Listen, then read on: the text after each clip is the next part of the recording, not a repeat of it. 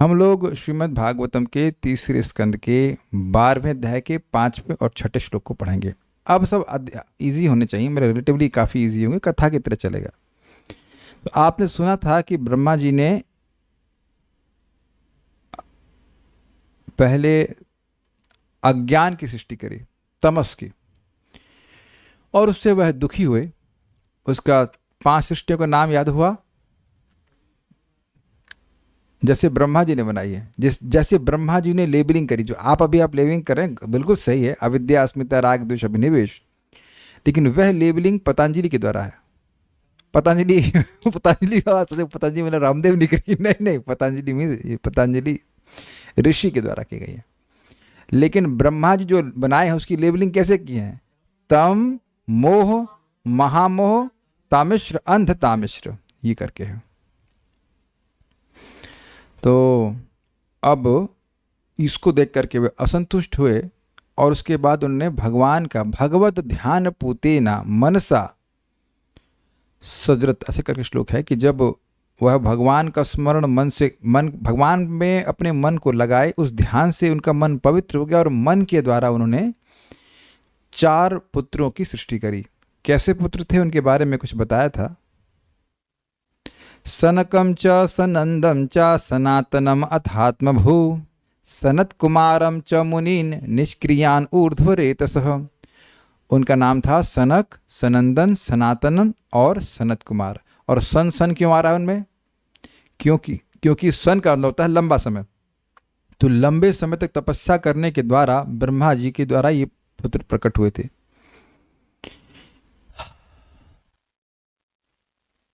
एक बात मैं विचार कर रहा हूँ, कल मैं बोल गया था कि ब्रह्मा जी बहुत लंबे समय तक तपस्या किए। मुझे नहीं पता कि वो कितने लंबे समय तक किए, क्योंकि ये भी हो सकता है कि वो जब पहली बार सृष्टि किए थे 4 कुमारों की, तब लंबे समय तक किए हों।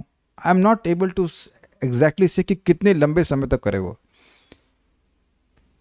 अब मेरी बात समझ रहे हैं? जब पहली बार ब्रह्मा जी का पहला दिन था तब इनकी वास्तविक रूप से सृष्टि किए थे, तो वहाँ ये हम समझ सकते हैं कि वहाँ अधिक लंबी तपस्या की होगी, but is just a safe guess only, क्योंकि ये वर्णन नहीं कि कहाँ अधिक तपस्या करी थी। फिर अब ये 51वें साल में फिर से सृष्टि तो नहीं कर रहे, इनके थ्रू फिर से प्रकट हो रहे हैं। तो अब उनको बहुत तपस्या करनी पड़ी हो या ना करनी पड़ी हो, उसके बारे में हमें कुछ नहीं पता, क्योंकि यहाँ पे टीका में वो बात नहीं बोली गई। लेकिन हम लोग उस बात को रेफर कर रहे थे 275 की, कि इनके नाम सन क्यों हैं? क्योंकि लंबे समय तक ब्रह्मा जी ने जब भी तपस्या करी थी, तपस्या करके इनको प्रकट किया था, तो भगवान की लंबी समय की तपस्या से प्रसन्न होकर के ये इनको वरदान के रूप में या इनके अवतार के रूप में इनके द्वारा प्रकट हुए थे। भगवान के अवतार भी हैं ये। कैसे हैं? मुनि। मुनि मतलब मननशील। मननशील का मतलब होता है विचारशील। देखिए, इस जगत में हम लोग प्रायः विचारशील नहीं होते हैं। किस अर्थ में? कि भाई ये कार्य कर रहे हैं, इससे कुछ मोक्ष मिलेगा, इस कार्य को कर रहे हैं, इससे क्या फायदा होगा, ये विचार व्यक्ति नहीं करता है। आप देखो, लोग बाहर गोलगप्पे खा रहे हैं, कोई विचारशील मुनि है क्या? वो मननशील है कि भाई ये गोलगप्पे खा रहे हैं, कुछ खा रहे से क्या प्रभाव पड़ेगा? Nothing much. तो ये मोक्ष के लिए मननशील थे। मोक्ष जगत की असारता को विचार करके खुद ही समझे बैठे थे। इस कारण से निष्क्रियान, वह सकाम कर्म में बिल्कुल रुचि रखने वाले नहीं थे। सकाम कर्म मतलब जो इंद्रिय तृप्ति की इच्छा से प्रेरित होकर के कोई कार्य किया जाता है, जब उसमें कोई दम ही नहीं तो खाएंगे क्यों? मतलब सॉरी, करेंगे क्यों? खाएंगे क्यों? मैं खाने का एग्जाम्पल देने वाला था, इसलिए बोल रहा हूँ कि जो वस्तु स्वाद में अच्छी नहीं है, कोई लाभ नहीं होने वाला, तो उसको क्यों पकाएगा व्यक्ति? तो उसी तरह क्या उनको दे नॉट इंटरेस्टेड। और निष्क्रियान, क्योंकि भोग में इंटरेस्टेड है ही नहीं, इसलिए ऊर्ध्वरेतसः। तो ये नैष्टिक ब्रह्मचारी हैं। ब्रह्मचर्यम अखंडितम शब्द आया है प्रथम स्कंद के 3रे अध्याय में। इस प्रकार से ये प्रतापी बच्चे थे। अब यहाँ पे हम लोग देखते हैं कि ब्रह्मा जी ने उन बच्चों को क्या कहा। बड़ा अजीब सी बात है, बच्चे ही हैं अभी तो, फिर भी उनको बोल रहे हैं कि प्रजा की सृष्टि करो। 5 साल के बच्चे को थोड़ा ना बोलते हैं भाई जाओ जाके घर बसाओ। वैसे अभी तक किसी स्त्री की सृष्टि नहीं की है। एक इंटरेस्टिंग बात है कि यह हम लोग सोच जरूर सकते हैं, और उदाहरण दिया भी जा रहा है कि आप प्रभुपाद भी तात्पर्य में बताएंगे कि मतलब शादी करना कोई ज़रूरी नहीं है, बिल्कुल ज़रूरी नहीं है। लेकिन एक इंटरेस्टिंग बात है कि यहाँ पे कोई स्त्री तो प्रकट नहीं की है। तो सृष्टि करने के लिए भी बोल रहे हैं, तो यह नहीं बोल रहे कि शादी करो। भाई पहले ब्रह्मा जी के बाद 4 कुमार, तो लड़के ही लड़के लोग हैं ना, पिताजी हैं और बेटा जी हैं, तो माता जी तो स्त्री जी तो कोई है ही नहीं, तो शादी करने के लिए तो नहीं कह रहे। आज तक आप ये सोचे ना कि शादी करने से मना कर दिया, तो शादी करने के लिए तो नहीं कह रहे ना। जब लड़की है ही नहीं, शादी कैसे करेंगे? मतलब अगर मैं कुछ गलत बोल रहा हूं तो आप बताइएगा, लेकिन अभी तक तो कुछ लड़की आई नहीं, कोई लड़की नहीं आई है। पहली लड़की जो सृष्टि की है वो शत्रुपा है, उनकी शादी मनु से करवाई थी। तो शादी करने के लिए नहीं बोल रहे, सृष्टि करने के लिए बोल रहे। सृष्टि वो मन से भी कर सकते थे, लेकिन वह भी करने में इंटरेस्टेड नहीं है। मेरी तो ये अंडरस्टैंडिंग श्लोक की बन रही है, they are absolutely not interested in airy creation. Brahma ji ने मन से सृष्टि करी है, तो ब्रह्मा जी शादी करके थे ना पैदा किए इनको, तो वो कह रहे हैं कि तुम सृष्टि करो। तो अब एक विचारनीय बात है, मान लो कोई ब्रह्मचारी है तो कहेगा चलो ठीक है, हम अपने मन से 5, 6, 10 अच्छे ब्रह्मचारी सृष्टि कर देते हैं, तो उसमें भी इंटरेस्टेड नहीं है वो। अगर कोई साधु अपने से और कोई इस तरह से पैदा कर दे तो आप कहेंगे बड़े अच्छे साधु, कितना प्रतापी हैं, देखो अपने से मन से ही प्रकट करते रहे लेकिन वो इंटरेस्टेड ही नहीं है, किसी तरह से वो उधर उनका मन जा ही नहीं रहा है। तो इस श्लोक इस पे है, तान बभाषे स्वभू पुत्रान प्रजा सृजत पुत्रकाः। तान बभाषे स्वभुः पुत्रान् प्रजा सृजत पुत्रकाः। तन्नैच्छन् मोक्ष धर्माणो वासुदेव परायणाः। तन्यच्छन् मोक्ष धर्माणो वासुदेव परायणाः। तान बभाषे स्वभूपुत्रान् प्रजा सृजत पुत्रकाः। तान बभाषे स्वभुः पुत्रान् प्रजा सृजत पुत्रकाः। तन्नैच्छन् मोक्ष धर्माणो वासुदेव परायणाः। तन्यच्छन् मोक्ष धर्माणो वासुदेव परायणाः। तान बभाषे स्वभुः पुत्रान् प्रजा सृजत पुत्रकाः। तान बभाषे स्वभूपुत्रान् प्रजा सृजत पुत्रकाः। तन्यच्छन् मोक्ष धर्माणो वासुदेव परायणाः। तन्नैच्छन् मोक्ष धर्माणो वासुदेव परायणाः। पुत्रों को उत्पन्न करने के बाद ब्रह्मा उनसे बोले, पुत्रों अब तुम लोग संतान उत्पन्न करो, किंतु पूर्ण पुरुषोत्तम भगवान वासुदेव के प्रति अनुरक्त होने के कारण उन्होंने अपना लक्ष्य मोक्ष बना रखा था, अतएव उन्होंने अपनी अनिच्छा प्रकट करी। स्वभू, अब स्वभू का मतलब क्या हुआ? जो अपने से ही प्रकट हो। तो क्या ये सही बात है? तो आपने कई बार सुना है स्वयंभू, स्वयं स्व ये की अर्थ है, तो स्वभू मतलब वह किसी और से नहीं अपितु भगवान से ही प्रकट है, इसलिए यहाँ पर इनको स्वभू कहा। भू मतलब होना, स्व मतलब खुद से, तो खुद का यहाँ पे सिंपल सा अर्थ है वह किसी और भौतिक माता पिता से नहीं पैदा हुए, सीधे भगवान से ही पैदा हुए, इसलिए कहते हैं स्वयंभू। ब्रह्मा जी ने तान पुत्रान, अपने उन पुत्रों से, किन पुत्रों से? जिनको भगवान के ध्यान से पवित्र होकर मन से प्रकट किए उन पुत्रों से, मतलब कि जो ऊर्ध्वरेता थे, निष्क्रिय थे, मुनि थे, ऐसे पुत्रों से। बच्चों को मुनि नहीं कहा जाता, ध्यान से दीजिएगा शब्द, ध्यान दीजिएगा शब्दों पे। छोटे बच्चों को कहते हैं क्या रे, अभी तो ये कहा जाता है इनकी उम्र ही क्या है, मतलब इनकी भी सोचने की क्षमता कुछ नहीं है, और ऐसे बच्चे पैदा हुए हैं जो मुनि हैं। वेरी वेरी कॉन्ट्रास्टिंग क्वालिटी है ना। वो झुंझुने से खेल नहीं रहे, अभी मुनि है वो, मुनि। बभाषे कहा, पुत्र का। अब आप कहेंगे पुत्र में का लगाने की क्या जरूरत है? ये का शब्द जो है ये स्नेह को, अतिशय प्रेम को सूचित करता है। ये आप 5वें स्कंद के जरा श्लोक देखिए, 5:5:1 में देखिए, वहां शब्द है क्या? नायम देहो देह भाजाम, या फिर ऐसे कुछ है, मतलब उसमें भी पुत्र का शब्द आता है। देखिएगा उसमें है क्या? नायम देहो देह भाजाम निर्लोकी कष्टान कामान अर्थे तपो दिव्यम पुत्र का। हाँ, तपो दिव्यम पुत्र का ये न सत्वम शुद्धे तस्मात् ब्रह्म सौख्यम तो नंद। तो वहाँ भी भगवान अपने ऋषभदेव अपने 100 पुत्रों को वह पुत्र का कह रहे हैं। तो पुत्र का कि तुम लोग बेटा तुम लोग तपस्या करो, तो प्रेम सूचित करता है ये शब्द। बड़े प्रेम से कहा, ऐसा नहीं जबरदस्ती बोल रहे हो, बड़े प्रेम से कहा कि हे पुत्रों प्रजा सृजत होना चाहिए कि सृज लिखा हुआ है, देखिए मिस्टेक है कुछ, सृजत होना चाहिए, ता छूट गया। प्रजा सृजत, प्रजा की सृष्टि करो। यह नहीं कह रहे हैं कि शादी करो, प्रजा की सृष्टि करने के लिए बोल रहे हैं। इतने समर्थ हैं कि मन से भी सृष्टि कर सकते हैं। मेरी तो अंडरस्टैंडिंग है कि अभी तक तो कुछ समझ में नहीं आ रहा कि वो लड़की आई हो, उन्होंने मन से किया तो ये भी कर सकते हैं, प्रजा की सृष्टि करो। ततः वह मतलब वो चार कुमार मोक्ष धर्माणा, मोक्ष के सिद्धांतों के प्रति प्रतिज्ञाबद्ध थे, बद्ध तथा वासुदेव परायणा, भगवान वासुदेव का भक्त होने के कारण न इच्छन ऐसा करना नहीं चाहे। तो आप कहेंगे भाई क्या ही दिक्कत थी। देखिए थोड़ा समझने का प्रयास कीजिए। ऐसा हम लोग 11वें स्कंद में सुनेंगे कि जो महाभागवत है वो एक क्षण के लिए भी कृष्ण को भूलना नहीं चाहता। उससे कह दिया जाए कि तुमको तीनों लोकों का राज्य दे देंगे, बस तुम आधे सेकंड के लिए भगवान को भूल जाओ, तो वो कहेगा कि हम ये नहीं कर सकते। This is very very amazing. ये भगवान के अवतार हैं, वो एक सेकंड के लिए भी कृष्ण की सेवा, कृष्ण की भक्ति के अलावा वह और कुछ नहीं सोचना चाहते। देखिए हर व्यक्ति का अधिकार अलग अलग होता है, ये आप लोगों को आज और हमेशा के लिए समझ लेना होगा।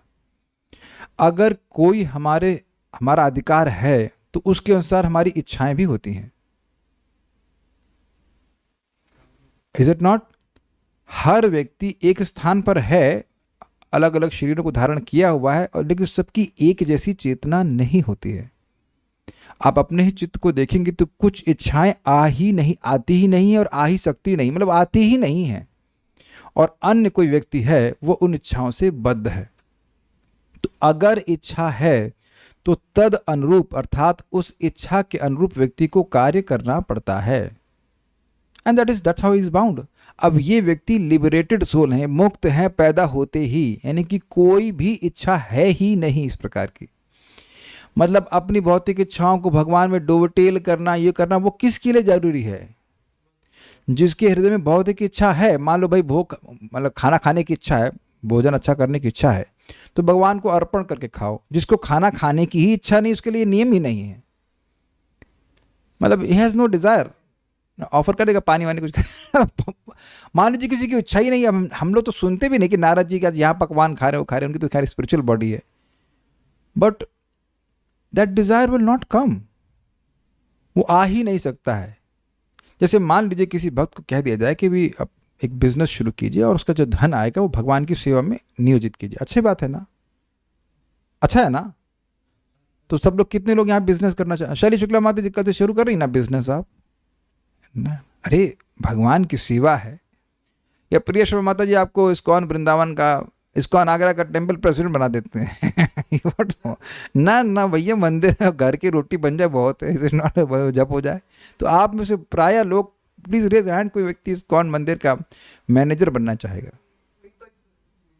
अच्छा इसीलिए जब हो रहा है वरुण प्रभु नहीं नहीं, तो आप महावीर प्रभु को जरूर, काफी वीर है और करेजियस। तो आप देख रहे हैं कि अच्छा ये कह दीजिए कि क्या मंदिर का अध्यक्ष होना सेवा नहीं है?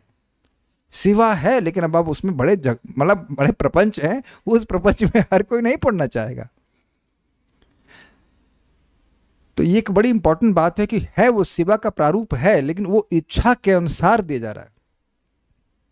आप देखेंगे कि मतलब जो इच्छा होती है उसके अनुसार कार्य करता, तो उसको डोवेटेल करने के लिए, डोवेटेल का मतलब होता है उसमें भगवान की सेवा में लगा देने के लिए, मोड़ देने के लिए कहा जाता है, क्योंकि इच्छा को आप दबा नहीं सकते हैं, है कि नहीं? लेकिन इन लोगों की इतनी उत्कृष्ट चेतना थी कि कुछ मतलब वो इच्छा ही नहीं किए कि अच्छा ये पूछते, अच्छा ये बताइए कि कैसे सृष्टि करने के लिए बोल रहे हैं आप? भाई ये पूछ सकते थे कि मन से कर देंगे तो ठीक है, कर देते, 400-500 पैदा कर देंगे ऐसे करके। मन से करें कि शरीर से करें कि कैसे करें, यह सब पूछे ही नहीं। एग्जैक्टली द वर्ड इज संकल्प ही नहीं उठता। जैसे आप, मुझे पूछा गया कि क्या आपको वो पंजाबी स्टाइल से जो बनाया जाता है साग अच्छा लगता है, इसमें घुला घुला होता है? हमने कहा नाम भी मत दीजिए, नो ऑफेंस, बहुत से लोगों को अच्छा लग सकता है, मेरे को बिल्कुल नहीं अच्छा लगता है। तो अब वहाँ संकल्प ही नहीं आता, मैं कभी कहता ही नहीं कि भाई ये बनाइए। आप लोगों से ऐसा होता है कुछ चीज़ें बिल्कुल अच्छी नहीं लगती हैं तो वो अब खाने का मन ही नहीं करता है, इसको उसका मन में भी संकल्प नहीं आता है तो इस तरह से मैं एग्जाम्पल दे रहा हूँ। संकल्प नहीं आने के बहुत सारे उदाहरण हो सकते हैं। समझ में आ गया होगा कि उनको संकल्प ही नहीं उठा कि पूछे पापा से, डैडी से कि डैडी कैसे चाहते हो आप, कैसे बच्चे चाहते हैं ना। अभी आप देखेंगे कि रुद्र जी प्रकट होंगे तो दो उनको बोलेंगे सृष्टि करो, धाड़ धाड़ सृष्टि करना शुरू कर देंगे, लेकिन वो सृष्टि बड़ी डिस्टर्ब करने वाली होगी। He doesn't have any problem. तो ये एक बड़ी उत्कृष्ट चेतना है कि भगवान से एकदम अपने चित्त को जरा सा भी डिस्टर्ब नहीं करना चाहते, किसी भी तरह से नहीं करना चाहते। मतलब लौकिक हो उसको भगवान में एंगेज करे, वो सब कुछ नहीं, सीधे भगवान की सेवा करनी है। हाँ वही तो मैं आज एक भक्त को बता रहा था, समझा रहा था कि देखिए हम लोग वही कथा के अलावा भी कोई बात करते हैं तो आवश्यकता महसूस करते हैं तब बोलते हैं ना। क्या इस बात को आप लोग समझ रहे हो? You feel a need to speak, तो आपको लगता है कि इसको बोलना आवश्यक है, हम बोलते हैं। सुखदेव गोस्वामी कुछ भी नहीं बोल रहे थे, किसी से कुछ नहीं बोल रहे थे। यहाँ तक कि जब समझ रहे हैं कि किसी गृहस्थ के जाते थे तो दूध भी लेते होंगे तो बोलते नहीं होंगे जो आधा किलो दूध देना, आधा किलो दूध, यह भी नहीं बोलते होंगे। You are absolutely immersed in thought of Krishna. और वह व्यक्ति उत्तरा के गर्भ कैसे बच गया या और सब बातें, वो सब चर्चा क्यों कर रहे हैं? बिकॉज इसे दिखाता है कि श्रीमद् भागवतम का हर शब्द एकदम भगवान से भिन्न है। नहीं तो वो बोलते ही नहीं है, वो बोलते ही नहीं, तो वो बोल ही नहीं रहे थे। ये प्रश्न उठाया गया है। मैं सारे एग्जाम्पल वो दे रहा हूं कि मुक्त मतलब इच्छा ही नहीं है, कृष्ण की सेवा के लिए और कोई इच्छा नहीं है। अब ब्रह्मा जी इतना एक्सप्लेन करने का मौका ही नहीं मिला कि सृष्टि क्यों करना चाहिए इत्यादि, कुछ भी मतलब नहीं करना है बस, एब्सोल्युटली। और अब आप कहेंगे इसमें कौन सी बड़ी बात होगी, हम तो अपने पिताजी की बहुत सी बात नहीं मानते हैं। तो आपके पिताजी और मेरे पिताजी ब्रह्मा जी थोड़ा है। जो श्रेष्ठ व्यक्ति है उसकी बात नहीं मानना, यही बहुत बड़ा अपमान हो जाता है उसका। ऐसा नहीं कि वो गाली दिए, केवल नहीं माने, यही बहुत बड़ा अपमान हो गया। इसका लिंक है अगले श्लोक से। सोचिए ब्रह्मा जी आगे सामने बैठे बोले आपको कि ये करना है, हिम्मत है किसी की मना कर दे कि नहीं हम नहीं करेंगे? बोलते हैं ना जगत में, आप ब्रह्मा है कि आपकी बात माने। मतलब ब्रह्मा जी अगर आ जाते तो आपकी उनकी बात मानता, अन्यथा आप तो है नहीं ब्रह्मा, तो आपकी बात नहीं मानूंगा। आप लोग में से कितने लोग इस बात से सहमत थे कि अगर कोई आपकी बात नहीं मानता, आपका सबऑर्डिनेट, तो आपको बहुत अच्छा लगता है? वो सभी लोग इतने नम्र हो गए हैं। ओहो, अच्छा। तो कुछ लोग ऐसे मुस्कुरा रहे हैं जो भी बिल्कुल युवा हैं, तो उनके भी लगता है कोई सबऑर्डिनेट होगा, छोटा भाई या कोई भी होगा, तो बात नहीं मानता है तो देखो तुरंत इतना क्रोध आता है, जैसे लग रहा है कि हम उनके हित के लिए ही बोल रहे हैं। हम सब जानते हैं कि उनका हित क्या है और वो एकदम हमारी बात नहीं मान रहे, बहुत बड़ा वो अपराध कर रहे हैं। तो जब हमारी कोई हस्ती नहीं है, उसमें हमारी बात कोई नहीं मानता है, तब क्रोध आता है। तो ब्रह्मा जी का मन में कितना बड़ा भाव होगा कि वो तो बड़े हैं ही, उसमें उनसे बड़ा तो उनका परमेष्टि कहा जाता है, उनसे श्रेष्ठ कोई है ही नहीं। और वह अकल्याण के लिए बोल रहे हो ऐसा भी नहीं है, वो गलत बात बोल रहे हो ऐसा भी नहीं, उनका मति कभी भोग में जाती ही नहीं, ये सब भी बात सत्य है। तब वो भोग के लिए तो सृजन करने के लिए बोल ही नहीं रहे, that is out of question, फिर भी नहीं माने। So they are so exclusively dedicated to liberation. वो मुक्ति के लिए इतने निष्ठ थे कि वो कोई और कार्य करना ही नहीं चाहते थे। Very interesting. मैं जो इसमें समझ रहा हूँ कि कारण क्या है, वो सोच रहे होंगे, मैं गलत हो सकता हूँ, कि जब हम लोग पैदा हुए तो हमारी तरफ ध्यान गया ना ब्रह्मा जी का, वो तो देख ही रहे हैं। ब्रह्मा जी का ध्यान अब 4 बच्चों की तरफ हुआ कि नहीं गया, तो हम पैदा करेंगे तो उनको सिखाओ कि ये करो वो करो, ये करो वो करो, तो हमारा ध्यान भी डाइवर्ट होगा। मैं तो यही समझ रहा हूँ इस बात को। आप में से सभी लोग जिनकी संतान इत्यादि हैं, वो इस बात को स्वीकार करेंगे, संतान होते ही व्यक्ति का डिस्ट्रैक्शन होता है, ममता होती है इत्यादि, ये भाव है ना। जैसे देख ही रहे ब्रह्मा जी का भाव है ना कि ये मेरे बच्चे हैं, प्रेम बढ़ जाता है, ये भी कह सकते हैं। तो कुछ ये यही बोध हो रहा है कि वह बिल्कुल अपने मन को डिफ्लेक्ट नहीं करना चाहते भगवान से। श्रीधरी, इस श्लोक में ब्रह्मा जी को स्वभू इसलिए कहा गया है कि वे श्री भगवान से उत्पन्न हुए हैं, ये तो स्पष्ट है। सारार्थ दर्शनी, तत् न ऐच्छत, अर्थात ब्रह्मा जी ने निवृत्ति धर्म निष्ठ, निवृत्ति मतलब इस जगत से बाहर निकलने का, उस धर्म में निष्ठ भगवत भक्त सनकादि को प्रजा सृष्टि का आदेश दिया, किंतु उन्होंने उसे अभिलाषित नहीं किया, उनको बिल्कुल उसमें इंटरेस्ट नहीं था। इसके द्वारा ज्ञान योग अविद्या जनित कर्म योग का निरासक है, अर्थात उसको अस्वीकृत करने वाला है, यह स्पष्ट हुआ। अब ये बात समझने वाली है, ये बड़ी मजेदार बात है। कर्म योग में व्यक्ति क्या करता है बताइए?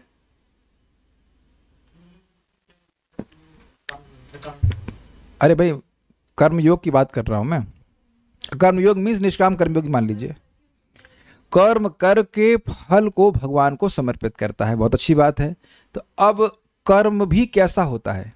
ब्राह्मण को ब्राह्मण का कार्य करना होगा, क्षत्रिय को क्षत्रिय के अनुसार कार्य करना होगा। तो वर्ण और आश्रम के अनुसार व्यक्ति, वर्ण के अनुसार बेसिकली, वर्ण के अनुसार और हाँ आश्रम के अनुसार भी कह सकते हैं, जो उसके कर्तव्य हैं उसको कर रहे, क्योंकि वह अविद्या से ग्रसित है। एक क्षत्रिय को क्षत्रिय की तरह कार्य करना ही पड़ता है, एक ब्राह्मण को ब्राह्मण की तरह कार्य करना ही पड़ता है, लेकिन वह अब उसको भगवान को समर्पित करते हुए चलता है। तो उसका बेसिस कहाँ पे है? उसका बेसिस है अविद्या पर। जो व्यक्ति तम मोह महामोह तामिश्र अंधतामिश्र से ग्रसित है और इसी कारण से एषा ते विस्ता सांख्ये बुद्धि योगे तमाम शुणु बुद्धिया युक्त तो या पार्थ कर्म बंधम भ्राससी। भगवान ने वहाँ गीता में समझाया दूसरे अध्याय में कि मैंने तुमको सांख्य का ज्ञान दिया, सांख्य का ज्ञान तुमको मैं दिया कि भाई तुम आत्मा हो, तुम ये शरीर नहीं हो, लेकिन तुम इसको अगर नहीं समझ पा रहे हो सीधे सीधे, तो तुम अब बुद्धि योग अर्थात निष्काम कर्म योग का संपादन करो, जिसमें तुम यह अनुभव कर रहे हो कि मैं देह हूँ। निष्काम कर्म योग में व्यक्ति मानता है कि मैं क्षत्रिय हूँ फॉर एग्जाम्पल, लेकिन थ्योरी में जानता है कि वह आत्मा है, लेकिन अनुभव क्या हो रहा है कि वह देह है। ये हम सभी लोगों की स्थिति है। थ्योरी में हम जब जान रहे हैं कि मैं आत्मा है, लेकिन अनुभव क्या हो रहा है? अनुभव यही हो रहा है कि मैं देह हूँ। तो अब जो धर्म वेद उसको प्रेस्क्राइब कर रहा है कि क्षत्रिय का ये धर्म है, ब्राह्मण का ये धर्म है, ये सारे जो धर्म है, वह उसको सकाम भावना से नहीं करता है। वह कर रहा है कि भाई ये कर्म मैंने किया, ये किया, उसको भगवान को समर्पित कर रहा है। लेकिन जो आधार है वह तो अविद्या ही है ना भाई। व्यक्ति अपने आप को आत्मा के रूप में डायरेक्टली अनुभव क्यों नहीं कर पा रहा है? क्योंकि वह अविद्या से ग्रसित है। तो अविद्या जनित तो हुआ कर्मयोग। क्या ये सब लोग समझे? बड़ा ट्रिकी पॉइंट है इसमें। अगर मैं कहूं कि आप आत्मा हो, तो आप क्या प्रश्न करेंगे? आत्मा के रूप में क्या करूं? तो आप और मैं, हम लोग पहले अपनी पहचान इस देह से ही करते कि भाई मेरा ये देह है, मैं पुरुष हूं या स्त्री हूं या ये हूं वो हूं। उसको हम भगवान की सेवा में नियोजित कर देते हैं। हाँ, हम स्वीकार कर रहे हैं कि हम कृष्ण के सेवक हैं, लेकिन ये भी तो भावना बनी हुई है ना कि मैं देह हूं। तो अविद्या का अंश दिख ही रहा है कि अविद्या हमको पकड़ी हुई है, तो उसके अनुसार हमें कार्य करना ही पड़ता है। क्लियर है ना? लेकिन ऐसा तो, ये तो अविद्या की सृष्टि ही नहीं है, ये तो विद्या से बने हुए हैं, विद्या की शक्ति के प्रभाव में आए बने हुए हैं। उनका शरीर बना हुआ है, जैसा भी शरीर उनका हो। तो इनको ये भावना है ही नहीं कि मैं ये देह हूं और मुझे मेरा कर्तव्य ये है, मुझे ऐसा करना चाहिए, मैं इसको भगवान की सेवा के लिए कर, ऐसा कुछ भी नहीं। समझ गए ना? देखिए, हम लोग इसको तीसरे चौथे अध्याय में कहीं पढ़े थे कि भाई जो व्यक्ति कौन व्यक्ति ज्ञान योग के लिए अधिकारी है? जिसका हृदय शुद्ध हो गया है। तो जिसका हृदय शुद्ध नहीं हुआ है, वो अपनी कर्मेंद्रियों को तो रोका। कर्मेंद्रियाणि संयम्य या आस्ते मनसा स्मरण इंद्रियार्थान विमूढ़ात्मा मिथ्याचार से उच्चते। तो कोई व्यक्ति ज्ञान योग का अभ्यास करना चाहता है, वो आत्मा पे ध्यान करना चाहता है, बढ़िया बात है, और वह कर्म का संपादन नहीं कर रहा है, बहुत अच्छी बात है। लेकिन ध्यान कहाँ जा रहा है? अगर उसका हृदय पवित्र नहीं है तो ध्यान कहाँ जा रहा है? भोगों में जा रहा है। ये खाऊंगा, अब ध्यान करने बैठे तो रसगुल्ला आ गया, ध्यान आ गया, ये ध्यान आ गया, वो ध्यान आ गया। तो उसकी चित्त की अपवित्रता के कारण वह ज्ञान योग का अनधिकारी हो गया, बल्कि वो मिथ्याचारी हो गया। अगर अब बैठे ध्यान में और वो आत्मा अनात्मा की बात कर रहा है और उधर जा रहा है ध्यान की भाई वो रसगुल्ला बना है कि गुलाब जामुन है कि ये है कि वो है, तो उधर अभी उसका चित्त देह में ही फंसा हुआ है। तो उसके लिए आवश्यक है कि वो निष्काम कर्म योग करके अधिकारी बने ज्ञान योग का। हम नई बात नहीं कहते, पुरानी बातें हैं, सब समझा रहा हूं आपको। तो ज्ञान योग का अधिकारी वह है जिसका हृदय शुद्ध हो गया है। तो ये लोग तो पहले से शुद्ध हृदय वाले हैं, तो उनको ये सब बातें बोलना कि संतान उत्पन्न करो, ये सब करो, तो इनमें वह इंटरेस्ट नहीं। तो इसलिए कह रहे हैं कि ज्ञान योग निष्काम कर्म योग का निरासक है, मीन्स ये नॉट, स्वीकार नहीं करता है। स्वीकार नहीं करता है, ये बात आपको समझ में आ रही होगी कि स्वीकार न करने का आधार क्या है? योग्यता, अधिकार। मैं बार बार रिपीट कर रहा हूँ कि यहाँ से बहुत से भक्त हैं जो उनसे कह दी जाए कि भाई अब आप बहुत पैसा कमाइए तो दे आर नॉट इंटरेस्टेड। हमारा जीवन यापन चल रहा है, भगवान की कृपा से हमें और कुछ कमाने की जरूरत नहीं है। I hope it is very clear. जिसका जैसा अधिकार होता है उसको वैसे ही कार्य करना होता है और वैसे ही वो कार्य करेगा भी। देखो भाई, आत्मा को सोने की जरूरत भी नहीं है, तो हम लोग आज से सोना बंद कर रहे हैं ना। कौन लोग आज से सोना बंद कर रहे हैं? वो नॉट मी है कि नहीं? कई बार लोग प्रवचन में कह देते हैं सोना ये वो, तो तुम बंद किए हो सोना? तुम खाना बंद किए हो? जिस जन्म में बंद कर देना तो बोलना, you can't do that, is it not? अब कहो कि केवल छाछ पीना, अच्छा हाँ तो सुबह तो पीते ही है, नहीं नहीं कहो 3 दिन में एक बार छाछ पीना है, तो ये सब आप बोल दीजिए, इंस्पिरेशन मिल जाएगा, लेकिन हमारे प्रैक्टिकल तो कुछ भी नहीं है ना। कह दे भाई कल से 64 करना है या 128 करना है, भाई जिसकी जैसी योग्यता वो करेगा, जिसकी योग्यता है वो करेगा ही, करके ही मानेगा। जो नहीं कर पा रहा उसको अन्य प्रकार से सेवा दी जाती है। प्रभुपाद भी बोले ना कि everything can be accomplished by chanting Hare Krishna, but because you can't do it now, so to speak, that's why I have to break my head to engage you. अगर ऐसी हमारी स्थिति होती कि भाई नाम हमको एकदम, हर नाम आपको और एक्सटैटिक कर रहा है, तो आप सुबह से शाम तक बस जप ही कर रहे होते। एक यहाँ पे बात बताता हूँ, बिल्कुल सच्ची घटना। श्रीला भक्ति सिद्धांत सरस्वती ठाकुर जी के आश्रम में 2 भक्त थे। एक का नाम है परम पूज्य अकिंचन कृष्णदास बाबा जी महाराज, और दूसरे एक और थे, उनका नाम हम नहीं रख रहे हैं। तो उनको मतलब जप करा के सुबह फिर दिन भर सेवा करते थे वो। और ये जो भक्त थे ये दिन सुबह से शाम तक बस जप करते। तो जो भक्त सेवा करते रहते थे उनके मन में मतलब एक डाउट आ गया, वो महाराज के पास गए, श्रीला भक्ति सिद्धांत सरस्वती ठाकुर जी के पास, कि ये कोई सेवा नहीं करता, सुबह से शाम तक जप ही करता रहता है और आप इसे कोई सेवा नहीं देते, बस प्रसाद खाता है और जप करता रहता है, तो हमको इतनी सेवा दी जा रही है। तो उन्होंने कहा कि अच्छा ऐसा करिए कल से आप भी जप कीजिए। तो एक दिन 12 घंटा किए, 2-3 दिन के बाद कहते ना हमसे नहीं होगा, हमको सेवा भी दीजिए। तो कुछ चित्त में रजोगुण है ना, वो रजोगुण आपको बैठने नहीं देगा। अगर अब ये आप अब लिख लो, अगर नहीं समझ में आ रहा है, मैं नहीं कह रहा हूं कि आप 16 राउंड से अधिक मत कीजिए, करिए खूब करिए, लेकिन अगर रजगुण होगा तो आप देखिए कि मन नहीं लगता। अगर कहने की मतलब ही नहीं है, किसके चित्त में भी रजगुण नहीं है बता दो भाई, एवरीवन बिकम्स डिस्टर्ब्ड। बात बोलते बोलते मन नहीं लगता, मन नहीं लगता। You have to get naturally purified. कुछ चीज़ों को आप बिल्कुल उसके ऊपर निकल गए, अधिकार ऊपर चला गया है वहाँ, मतलब इन द सेंस योर अधिकार इज बियॉन्ड दैट। आपको कहो कि निष्काम कर्म योग करो, ज्ञान योग करो, अष्टांग योग करो, वो सब नहीं। जब करो, हाँ जब कर लेंगे, प्रसाद खाओ कर लेंगे, तो वो सब चीज़ों का अधिकार आपका आ गया। लेकिन कहो कि दिन भर बस एक ही भक्ति करते रहे, तो वह भी तो संभव नहीं होता है। We want to engage in Krishna service but in different ways, है ना। तो मैं अधिकार की बात समझा रहा था आप लोगों को। तो इनका इतना अत्यधिक अधिकार है कि वो अब ये निष्काम कर्मयोग और ये सब करने में रुचि नहीं रखते थे, इसलिए नहीं किए। तात्पर्य, ब्रह्मा के 4 पुत्रों कुमारों ने अपने महान पिता ब्रह्मा के अनुरोध करने पर भी गृहस्थ बनने से इनकार कर दिया। लेकिन हमारा यही डाउट है कि लड़की तो है ही नहीं, 4 क्या 1 लड़की भी नहीं है, अभी तक तो कोई लड़की है नहीं, तो शादी किससे कराते ब्रह्मा जी। हाँ, ये एक भावना आ रही है कि हाँ ये भावना सही आ रही है। वेदवाद ने बिल्कुल सही बात बोल रहे हैं कि अगर वो कहते कि लड़की तो लाए नहीं है, कहाँ से शादी करें, तो ब्रह्मा जी तुरंत मन से लड़की भी प्रकट कर देते, तो इसलिए वो मना कर दिया। ओहो, now it's a good point, it's a good point. भाई ब्रह्मा जी समर्थ है, तो ब्रह्मा जी बोला ही जाता है कि जो जोड़ मिलाते हैं वो ब्रह्मा जी लिख देते हैं। तो अब ब्रह्मा जी यहाँ लिख नहीं पाए जब लड़का मना कर दिया तो फिर लड़की ढूंढने की जरूरत ही नहीं है। तो ये ढूंढने के क्या होता है, वो तो प्रकट ही कर देते बिल्कुल उनके रुचि के अनुसार, उनके समशील कहते हैं, उनके स्वभाव के अनुसार। तो पहले ही मना कर दिए। दिस अमेजिंग कि बच्चों को पता था कि शादी का मतलब क्या होता है 5 साल के बच्चों को पता था ये बात, मुनि है। अच्छा, अब भाई गृहस्थ लोग सुन ले, इसको ध्यान देख ली भाई, थोड़ा सा डिप्रेस हो जाएंगे अब लोग। जो लोग भव बंधन से छुटकारा पाने के लिए तत्पर है, मतलब लगे हुए हैं, चाहते हैं कि पार हो जाए, उन्हें मिथ्या पारिवारिक बंधन में नहीं बंधना चाहिए।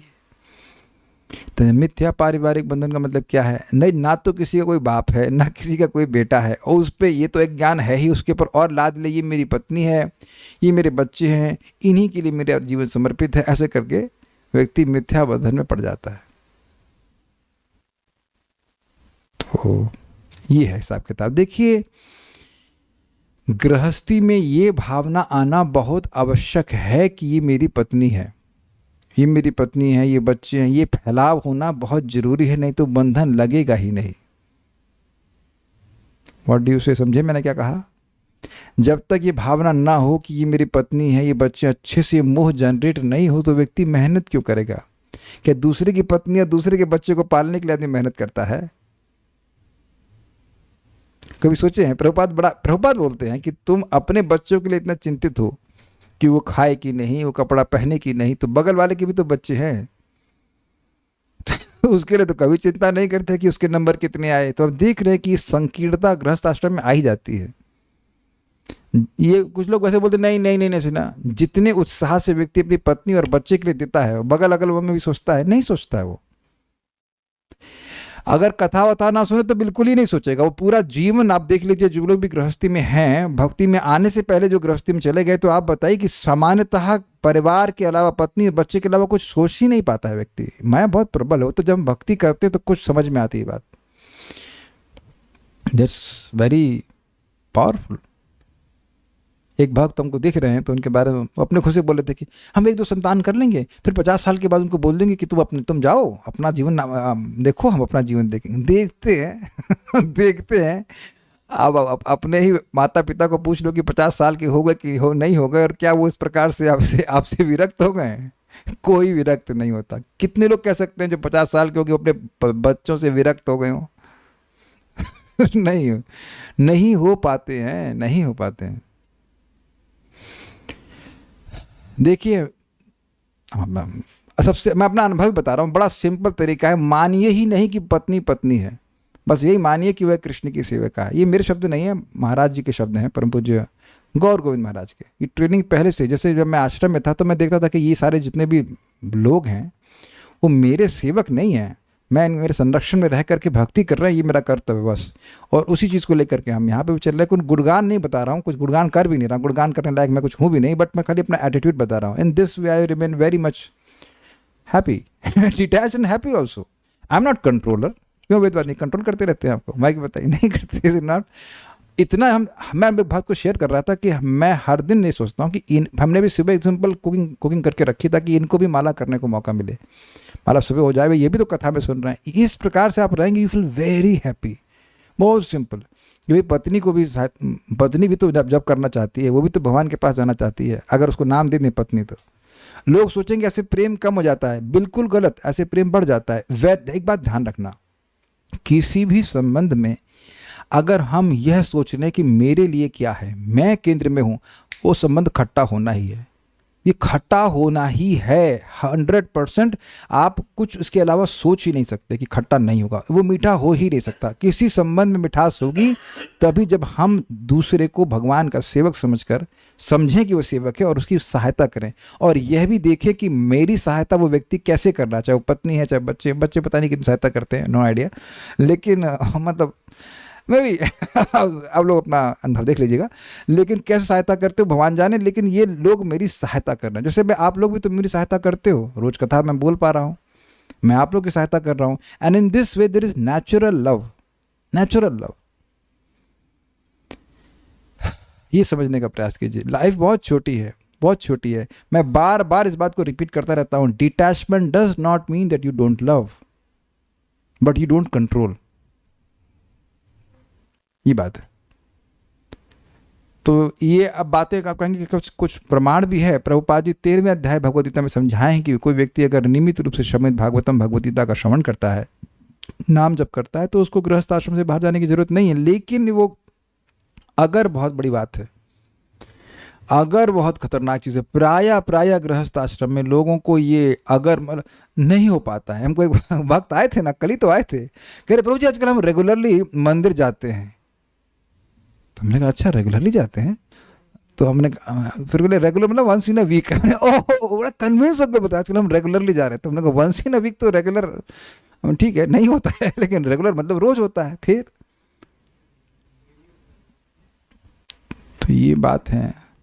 और दूसरा एंगल यह भी, मतलब एक्चुअली पता है, प्रवेश ही करना चाहिए कि बस मैं इसका इस आश्रम का नहीं हूँ। एक्चुअली किसी भी आश्रम के हम नहीं है, किसी भी आश्रम के नहीं। जीव कृष्णदास कर रहे हो विश्वास तो और दुख नहीं, तब व्यक्ति सोचेगा मैं वहां निकल, वापस जाना वापस जाना वापस जाना। वो ट्रेन वाला एग्जाम्पल समझिए, ट्रेन में प्रवेश ही करते हैं निकलने के लिए, अग्रीड है ना। ये आप लोग वहीं पे घर बना देते हैं बर्थ में। तो उम्मीद है कि बात समझ गए होंगे। दृष्टि हमेशा एकदम हिरण्यकशिपु की तरह ऊपर होनी चाहिए कि वैकुंठ पहुंचना है, वैकुंठ पहुंचना है, and it happens bye hearing. तो अब वो लोग सर्वश्रेष्ठ हैं जो शादी नहीं करें, लेकिन कब? हरिमाश्रयेता हित्वात्पातम गृहमंधकूपम वनम गतो यद हरिमाश्रयेता। महाराज बड़ा सुंदर बोल रहे थे इस पे, कह रहे कि ठीक है, प्रहलाद महाराज कहने की अंधकूप है गृहस्थाश्रम या गृहमेदी जमीन जो भी है, इसको त्याग करके वन चले जाना चाहिए। लेकिन केवल वन जाने के लिए नहीं बोल रहे हैं, हरि का आश्रय लेने के लिए बोल रहे हैं, क्योंकि हो सकता है कि वन में जाकर व्यक्ति गांजा पिए तो गांजा पीने के लिए शादी, भाई बहुत से लोग होते हैं जो शादी नहीं किए रहते हैं लेकिन भगवान के शरणागत नहीं होते हैं। अब लेकिन हम देखिए गृहस्थों क्लास दे रहे हैं भाई, आगे भी चलना चाहिए। तो महाराज, यही महाराज दूसरी बात ही बोले बड़ी जबरदस्त, कह रहे थे कि देखिए अगर घर में विग्रह हैं भगवान के, तो पत्नी क्या है? हेड पुजारी, और पति हो गया टेम्पल प्रेसिडेंट। वो जो बन जाए टेम्पल प्रेसिडेंट, कारपेंटर, जो तो पति सब कुछ बन जाता है। तो अब घर ही वैकुंठ हो जाता है। अब आप जानते ही हैं कि नारद जी कहाँ आया करते थे, बार बार आया करते थे द्वारका में, बार बार आया करते थे हस्तिनापुर में। क्यों आते थे? क्योंकि भगवान वहाँ पे रहते थे। तो फिर प्रश्नों का भगवान क्यों रहते थे? कि अनन्य विषयात्मनाम, जो पांडव जन है उनके लिए लिखा है अनन्य विषयात्मनाम प्रथम स्कंद में, कि उनके मन में और कोई भावना थी ही नहीं, मुझे हमें कृष्ण के लिए ये देना है, बलराम जी आ रहे हैं उनके लिए ये देना है। तो आप कहेंगे हमारे घर में भगवान कैसे आएंगे? विग्रह के रूप में आते हैं, उनकी ये सेवा करनी है, उनकी ये सेवा करनी है, भगवान के बारे में सुनना है। तो ये विषयों में चित्त कहाँ जाता है? विषय तो कृष्ण है ना। As a matter of fact, अब आप इसी तीसरे स्कंद में सुनेंगे कि वैकुंठ में सब गृहस्थी हैं, तब वो तो भव बंधन से छूटे हुए हैं ना, वैकुंठ तो भव में नहीं है ना। आप समझ पा रहे होंगे, दोनों चीज़ों को बैलेंस कीजिए। जिस बात की जो बात पे नेगेटिव बोला जा रहा है गृहस्थी की, वो ये है कि वहाँ पे भगवान से इतर वार्ता चलती है, भगवान की वार्ता नहीं होती है। लेकिन अगर भगवान की ही वार्ता हो रही है तो वो गृहमेदी जीवन नहीं है, वो गृहस्थ जीवन है। मतलब इसमें कृष्ण कॉन्शियसनेस केंद्र में ये बात बोली जा रही है। आई होप दोनों चीज़ों को बैलेंस कर रहे हैं। लोग यह पूछ सकते हैं कि कुमारों ने अपने पिता विशेषकर ब्रह्मांड के सृष्टा ब्रह्मा के आदेशों से इनकार क्यों किया? इसका उत्तर यह है कि जो वासुदेव परायण हैं, अर्थात जो भगवान वासुदेव की भक्ति में गंभीरता पूर्वक लगे हुए हैं, उन्हें अन्य किसी कार्य की परवाह करने की आवश्यकता नहीं है। पॉइंट ये है कि भाई पिता तो गुरु समान है, और ये तो है ही, ये तो फाउंडर आचार्य हैं ब्रह्मा जी, तो इनकी आज्ञा का उल्लंघन करना यह तो गुरु अवज्ञा हो गई, ये तो अपराध हो गया, एक बात है ना। तो इनका अपराध कैसे कर दिया, या इनकी बात को कैसे नहीं माना? अपराध का एक अर्थ होता है अपराध, मतलब संतुष्टि, यानी जिसका संतुष्टि को बिगाड़ देना। तो ये असंतुष्ट हुए ना, आगे आप श्लोकों में देखेंगे, असंतुष्ट हुए, तो ऐसा कैसे कर दिए? तो प्रभुपाद बहुत सुंदर कह रहे हैं कि ये सत्य बात है कि इस जगत में जब जीव जन्म लेता है तो वो बहुत से लोगों के प्रति ऋणी होता है। ऋणी मतलब आपको उनकी बात या उनका उपकार नहीं, कुछ उनका प्रति उपकार करे, जो भी कह लीजिए, मतलब you have to do something which will satisfy them, basically बात ये है। तो वहाँ प्रभुपाद बहुत सुंदर बात कहते हैं कि जो व्यक्ति भगवान के शरणागत हो गया पूर्णतः, मन से, वचन से, कर्म से, अब उसे कोई और कर्म करने की जरूरत नहीं। लेकिन ध्यान दीजिएगा, जो पूरी तरह से मन, वचन, कर्म से कृष्ण को शरणागत हुआ है, वह उनका कोई ऋण बाकी नहीं है। तो उस पर भागवत के श्लोक कहते हैं, मेरे पीछे बोलिएगा, बहुत सुंदर श्लोक है, 11:5:41 में आदेश है, ये आदेश है कि देवर्षि भूताप्त नृणाम पितृणाम, देवर्षि भूताप्त नृणाम पितॄणाम, ना किंकरो नायमृणी च राजन, न किंकरो नायमृणी च राजन्, सर्वात्मना यः शरणं शरण्यं, सर्वात्मना यः शरणं शरण्यं, गतो मुकुन्दं परिहृत्य कर्तम्, गतो मुकुन्दं परिहृत्य कर्तम्। जिस किसी ने भी समस्त सांसारिक संबंधों का परित्याग कर दिया है और उन भगवान के चरण कमलों की पूर्ण शरण ले रखी है जो हमारे मोक्षदाता हैं और एकमात्र शरण ग्रहण करने के योग्य हैं, वह किसी का न तो ऋणी है न किसी का दास है, चाहे वह देवता, पितर, मुनि, संबंधी तथा अन्य जीव संबंधी तथा मानव समाज का सदस्य क्यों न हो। इस तरह जब कुमार ने अपने महान पिता के इस अनुरोध को ठुकरा दिया कि वे गृहस्थ बन जाएं, तो उनके इस कार्य में कोई त्रुटि न थी। तो क्यों नहीं थी त्रुटि? क्योंकि श्लोक में स्पष्ट कहा गया है वासुदेव परायण, वो वासुदेव के परायण थे। वासुदेव ही उनके पर अयन अर्थात शरण यानी आश्रय थे, दिव्य शरण थे, एकमात्र आश्रय कृष्ण ही थे। तो यहाँ पे बहुत अच्छी बातें हैं, मैं तो कुछ कुछ बातों को टच करूंगा कि देखिए एक शब्द यहाँ पे सर्वात्मनः यह शरणम शरण्यम। सर्वा आत्मा मतलब क्या होता है? आत्मा मतलब मन, आत्मा मतलब शरीर।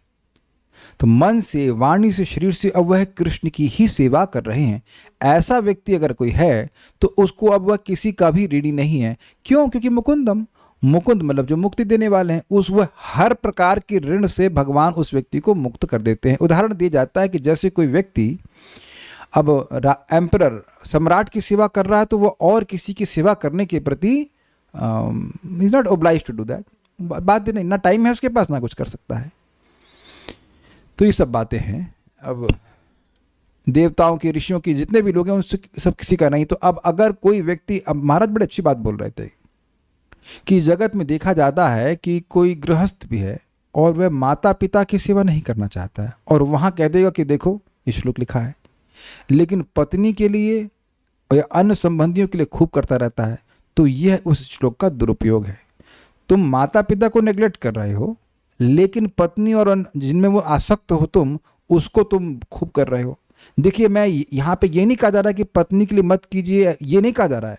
कहा यह जा रहा है कि जब आपका ये अधिकार है नहीं कि आप पूरी तरह से भगवान की शरण में हैं, तो इधर इसको भी देना ये भावना है, इसको भी करना वो भावना है, लेकिन माता पिता का ध्यान नहीं रखना है।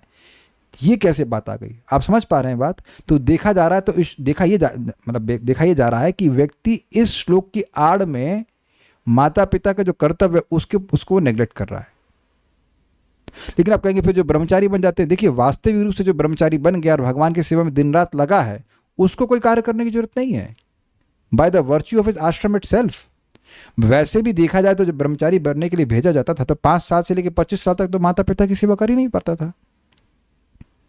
तो वो दूसरा पॉइंट है। वो अभी भक्ति संदर्भ में लिखा गया कि कोई एक लड़का अगर सन्यासी हो जाए तो उसके कई मतलब पीढ़ियों का उद्धार हो जाता है, लेकिन अगर समर्थ है और माता पिता की सेवा नहीं करता है तो फिर वो दोष माना जाएगा। और तुम दूसरे की सेवा कर रहे हो, पत्नी की सेवा कर रहे हो, सब कुछ कर, सेवा मतलब जो भी उसकी आवश्यकताएं हैं, जो भी कुछ कर रहे हो पूर्ण वहाँ कर रहे हो, बच्चों का ध्यान रख लो, माता पिता का नहीं कर रहे हो, तो ये गलत बात है। तो शास्त्र को थोड़ा ठीक समझना चाहिए। सर्वात्मना यह शरणम शरणम, अगर उसके मन में, उसके जीवन में अब और कोई है ही नहीं केवल भगवान के अलावा, तब कुछ नहीं है। लेकिन क्या है हमारे मन में? केवल भगवान ही है, ये व्यक्ति को देखना चाहिए। ऑब्वियसली सेवा का प्रकार भी समझना चाहिए। ये नहीं कि हमारे पिताजी दारू मांग रहे तो जाके दारू दे दिया, या मांस दे रहे हैं, मांस खाना चाहते तो मांस खिला दिया। नहीं, सेवा का बिल्कुल सिंपल अर्थ है कि जिसके द्वारा उनका कल्याण हो, भगवान की भक्ति की तरफ आगे बढ़े। हम एक श्लोक और लेंगे, थोड़ा समय, छोटा सा श्लोक है। तब क्या हुआ ब्रह्मा जी को? सोवध्यातः सुतैरेवं प्रत्याख्यातानुशासनैः, सुवध्यातः सुतैरेवं प्रत्याख्यातानुशासनैः, क्रोधं दुर्विषहं जातं नियन्तम् उपचक्रमे, क्रोधं दुर्विषहं जातं नियन्तुमुपचक्रमे। सोवध्यातः सुतैरेवं प्रत्याख्यातानुशासनैः, सोवध्यातः सुतैरेवं प्रत्याख्यातानुशासनैः, क्रोधं दुर्विषहं जातं नियन्तुम् उपचक्रमे। क्रोधं दुर्विषहं जातं नियन्तुम् उपचक्रमे। इस श्लोक में प्रवेश करने से पहले एक बात आपको बता दे रहा हूँ, प्रभुपाद जी के तात्पर्य से है कि एक आज्ञा है जो गुरु दें तब भी आप मना कर सकते हो। कौन सी? शादी करने की, विवाह करने की। आपके गुरु भी बोलें कि आप शादी करो और आपका मन नहीं है, आप इच्छा नहीं शादी करने की, तो आप इसको मना कर सकते हैं, कोई अपराध नहीं लगेगा, जैसे कि 4 कुमारों को भी नहीं लगा। इन्हीं तात्पर्यों में, कहीं अन्य भी मुझे अब याद नहीं आ रहा, तो इन्हीं तात्पर्यों में आगे आएगा, एकदम स्पष्ट पढ़ें। तो ये गुरु अवज्ञा नहीं, मतलब है भी तो भी आपको अपराध नहीं लगेगा। काफी इंटरेस्टिंग है। This is absolutely your decision, your call. कुछ समझ रहे हैं? जिंदगी में आप ये कभी नहीं कह सकते कि हमारे इन सीनियर ने कहा इसलिए हम शादी कर लिए। That's your call. आपने करना है या नहीं करना है। भाई हर प्रकार के लोग सुन रहे हैं, मैं इसलिए बोल रहा हूँ। करना है तो आपकी इच्छा है, नहीं करना है आपकी इच्छा। ये मत कि इन्होंने कह दिया तो मैंने कर लिया, मैं फंस गया। ऐसा कुछ नहीं है। तो आप खुद फंसना चाहते हैं फंसिए, नहीं फंसना चाहते हैं बहुत अच्छी बात है, but absolutely your call. Prabhupada के तात्पर्य से आप देखना, हम लोग पढ़ते चल रहे हैं, आपको दिखाऊंगा कि प्रभुपाद बोल रहे हैं this instruction you can say guru maharaj I cannot do this दिस। अनुवाद। पुत्रों द्वारा अपने पिता के आदेश का पालन करने से इनकार करने पर ब्रह्मा के मन में अत्यधिक क्रोध उत्पन्न हुआ, जिसे उन्होंने व्यक्त न करके दबाए रखना चाहा। मतलब हाँ, गुस्सा पी गए, लेकिन वो गुस्सा पी तो गए, लेकिन वो आँख से प्रकट हो जाएगा। वो आप देखेंगे, आप देखते होंगे ना कभी कभी। मतलब कोई किसी को गुस्सा तो नहीं है ना आप मुझसे, क्यों भाई, क्यों भले ही वो मतलब बोल नहीं रहा है, लेकिन आंख से एकदम प्रकट हो जा रहा है। तो वो भी अगले श्लोक में आएगा, अभी तो हम इतना देखते हैं। प्रत्याख्याता अनुशासने। प्रत्याख्याता मतलब अस्वीकार करना, अनुशासन का अर्थ आप समझते हैं। अपने पिता का अनुशासन को स्वीकार ना करने वाले सुतय पुत्रों के द्वारा। काफी इंटरेस्टिंग है ये बहुवचन। मेरे एक तो मानता, चारों में से चारों जैसे निकल गए, एक भी नहीं माना। एवं इस प्रकार से अवध्यात अपमानित सह वह ब्रह्मा जी दुर्विश्रहम क्रोधम, असहनीय क्रोध जातम जो प्रकट हुआ, नियंतम उपचक्र में, जिसे नियंत्रण करने के लिए उन्होंने मैं ठीक से बोला नहीं, ब्रह्मा जी को असहनीय क्रोध हुआ, ये होना चाहिए, को छूट गया था।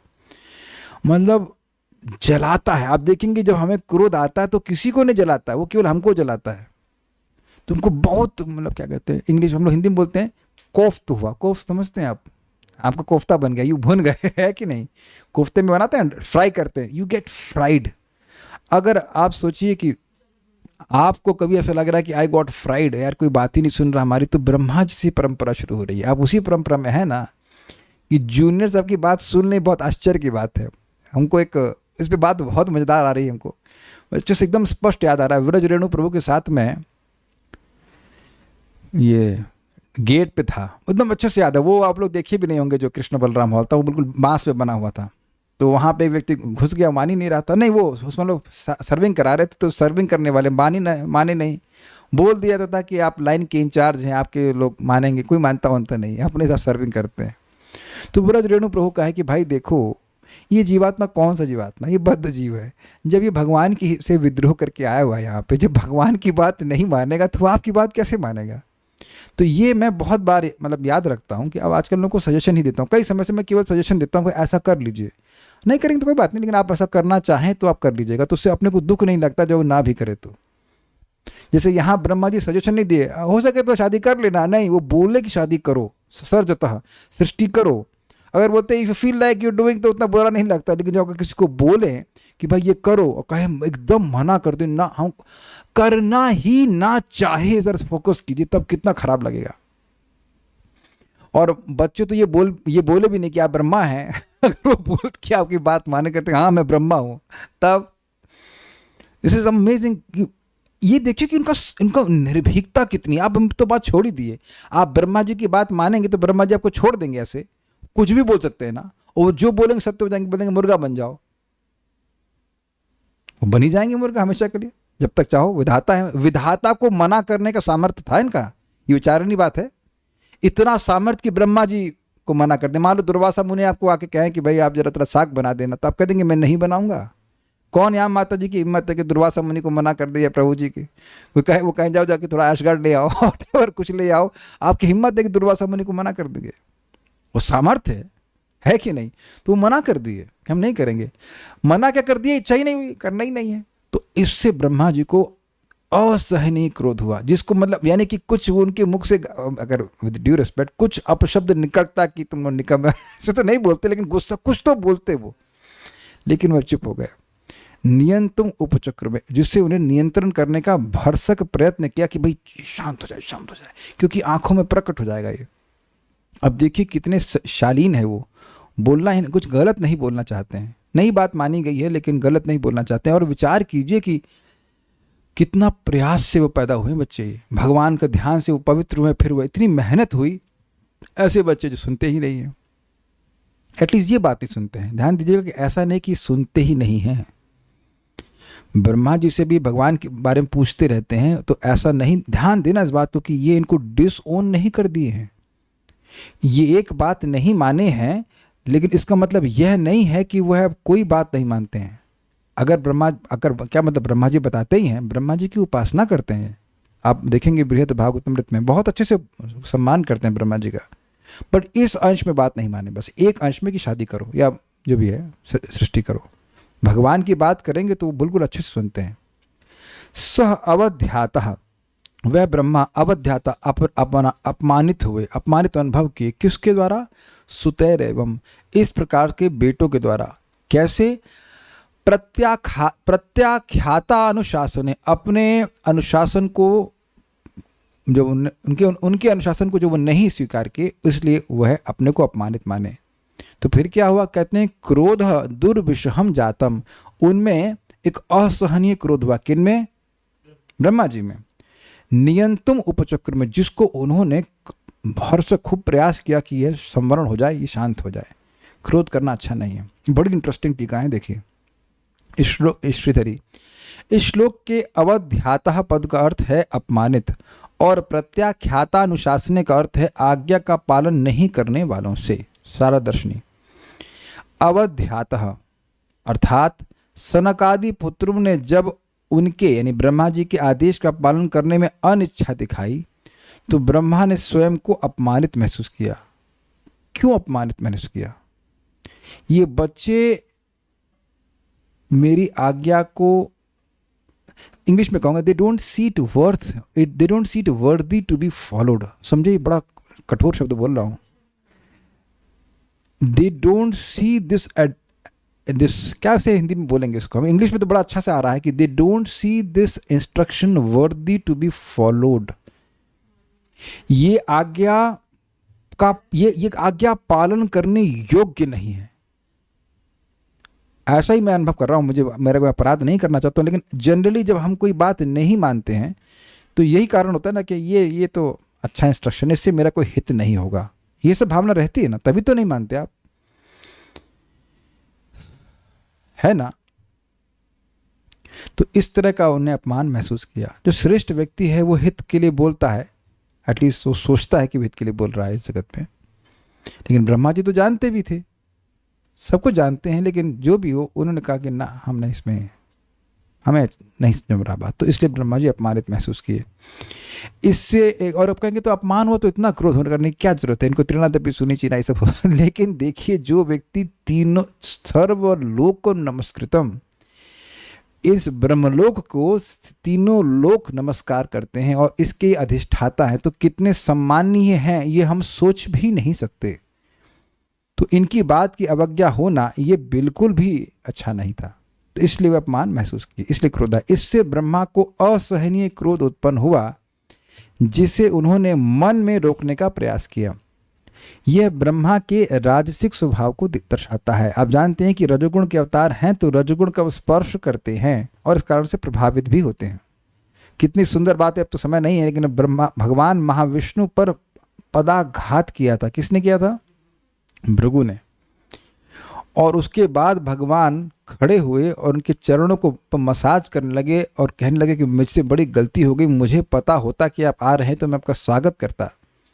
तो ये भगवान की सत्वगुण की वृत्ति का लक्षण है कि वो क्रोधित नहीं हुए। फिर कहने कि मुझसे अपराध, जब भगवान बोले कि मुझसे अपराध हो गया, कि मेरे सेंस कि मेरी छाती बड़ी कठोर है, जबकि ऐसा है नहीं।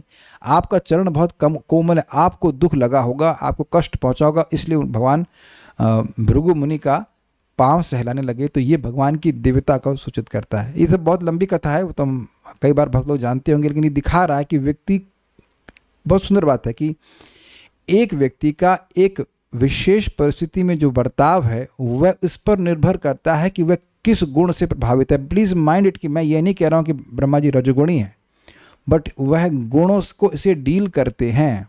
और इस कारण से वह प्रभावित हो जाते हैं कुछ हद तक। इसी में नहीं बोला कि रजोगुणी है, ये बिल्कुल नहीं कह रहा हूँ, बट डीलिंग विद वो स्पर्श करते हैं, ये बात है। भगवान विष्णु स्पर्श भी नहीं करते हैं, तो ये प्रभाव दिख रहा है।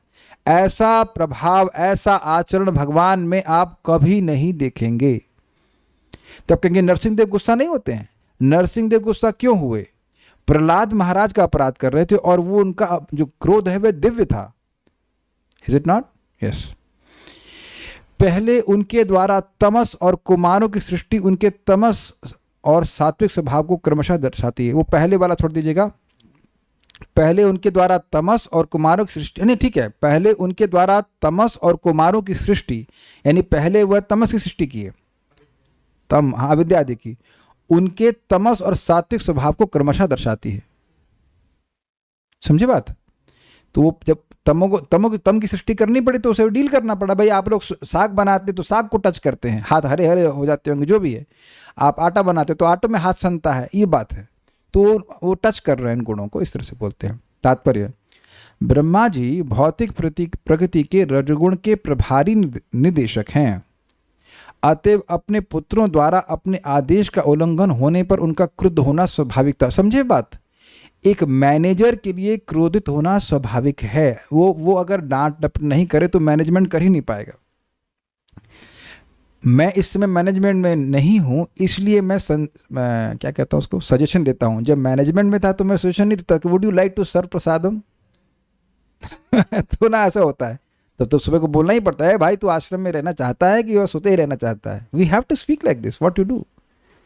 मैनेजमेंट ऐसे नहीं होता है कि आप उठना चाहेंगे क्या प्रभु जी, आप क्या जब करना चाहेंगे, क्या क्या आप सेवा करना चाहेंगे क्या, तो चाहेंगे से थोड़ा मैनेजमेंट होता है। आप जो कोई अगर कोई उस पर दोष देखे तो वो गलत देख रहा है, ऐसा होता ही नहीं है। मैं नाम नहीं रख रहा हूँ, वो बहुत अच्छे अच्छे भक्त हैं, बड़े अच्छे प्रवचन भी करते हैं, बहुत मेरा सम्मान है उनको मैनेजमेंट करते हुए देखिए। डांट लगाते हैं जम के, क्या कोई ऐसे काम होता है? नहीं होता ऐसे काम जब आदमी कराना पड़ता है डांटना पड़ता है। ऐसा नहीं उसका द्वेष है, लेकिन कभी कभी डांटना भी पड़ता है। द्वेष की वजह से नहीं डांटना पड़ता, लेकिन वो सेवा का स्वरूप ही इस प्रकार का है। ठीक है ना। एक बात याद आ रही मेरे को, नटवर प्रभु बता रहे थे कि लोग गए महाराज की कथा में इधर हरिद्वार, और सब भक्त सो रहे, सब उठ नहीं रहे। तो परम पूज्य वृंदावन चंद्र महाराज बोले, हाँ तो धरना देने आए हैं धरना देने आए हैं, सुबह भजन नहीं करना उठ करके है। डांट पड़ जाती है इधर। That's all right. जो मैनेजर अगर सेवा के लिए डांटता है वो डिफरेंट बात है, वो that's a different thing. But how he डांट रहा है एक अलग बात है। घर में भी आप देखें कभी कभी सेवा कुछ होती है तो डांट पड़ जाती है, दैट्स अ डिफरेंट थिंग। लेकिन ये बोल रहे हैं कि क्रुद्ध होना स्वाभाविक है। प्रभुपाद मैनेजमेंट करते थे तो डांटते नहीं थे, क्या बहुत डांट पड़ती थी। और प्रभुपाद एक समय में अपने शिष्यों से माफ़ी मांग रहे थे कि मुझे क्षमा कीजिएगा कि मुझे आपको इतना डांटना पड़ा, नहीं तो मतलब ये मैं नहीं करता तो ये सब कुछ हो नहीं पाता। जुहू का मंदिर है, वृंदावन का मंदिर है, इत्यादि इत्यादि। एक बात अभी सुनने में आ रही थी, श्रुति कीर्ति प्रभु बता रहे थे किसी बात को प्रभुपाद कहे, कुछ वो चेंज किया। प्रभुपाद बोले, सुनो तुम एक पेन या कुछ छोटी वस्तु भी इधर से उधर नहीं हिलाओगे मेरी परमिशन के बिना। ऐसा करके प्रभुपाद डांट रहे थे। तो उम्मीद है कि आप समझ पाए होंगे, ये स्वाभाविक है। यद्यपि कुमारों द्वारा ऐसे कार्य से इंकार किया जाना उचित था, उनके लिए उचित था, वो नहीं करना चाहते, शादी मत करो। किंतु रजोगुण में लीन होने से ब्रह्मा जी अपना आवेशपूर्ण क्रोध रोक नहीं सके, किंतु उन्होंने उसे व्यक्त नहीं किया, क्योंकि वे जानते थे कि उनके पुत्र आध्यात्मिक उन्नति में अत्यधिक प्रबुद्ध हैं। अतएव उन्हें उनके समक्ष अपना क्रोध व्यक्त नहीं करना चाहिए। बड़ी सुंदर बात है, बहुत सुंदर लाइन प्रभुपाद की। देखिए वह ये जान रहे हैं, वे ब्रह्मा हैं तो वो जानते हैं कि ये क्यों मना कर रहे हैं। वो समझ गए कि ये इनका अधिकार इतना उच्च है कि उनको इसमें इंटरेस्ट ही नहीं है। ये केवल शादी के मतलब जो भी अगर मान लीजिए शादी करवाते हैं जो कुछ था, वो गृहस्थी के कर्तव्यों से बचने के लिए वो ऐसा कर रहे हों, वो बाद में जाके गांजा पिएंगे, ऐसा नहीं। मेरे बच्चे गांजा नहीं पीने वाले हैं, वो वासुदेव परायण है, भगवान के भक्त हैं, पूरा विश्वास है, इसलिए वो मना कर रहे हैं। बड़ी सेंसिटिव है ब्रह्मा जी। अब वो देख रहे हैं कि मेरे इतने प्यारे बच्चे या इतने अच्छे बच्चों के सामने इनको भला बुरा कहना ये उचित नहीं, ऐसे बच्चों को डांटना उचित नहीं है। लेकिन क्रोध तो आया, और क्रोध आया तो फिर क्या हुआ वो हम आगे देखेंगे, लेकिन उनको उनकी आंखों से प्रकट हो गया। मुझे भी जब करते टाइम ये थॉट आता है कि आज ये करना है, ये खाना है, तो क्या ये भी मिथ्याचार है? नहीं नहीं नहीं, ये देखिए बड़ी अच्छी बात आपने पूछ ली। ये सब हमारे मिथ्या अहंकार से प्रकट होता है, और भगवान का नाम उच्चारण करते करते करते करते धीरे धीरे सब उच्चार समाप्त होंगे, उसमें आप चिंता मत करिए। भृगु मुनि भगवान महाविष्णु की छाती पे, महाविष्णु तो नहीं थे, क्षीरोदकश विष्णु, एनीवेज पदाघात किए थे, या भगवान गर्भोदक्ष विष्णु की छाती पर पदाघात किए थे? नहीं, दोनों पे नहीं किए थे, क्षीरोदक्ष विष्णु पे किए थे। और कोई प्रश्न नहीं है? ओके, आपको कोई प्रश्न है? नहीं, ठीक है, so stop here. Shrimad Bhagavatam की जय, श्रील प्रभुपाद की जय, निताई गौर प्रेमानंदे।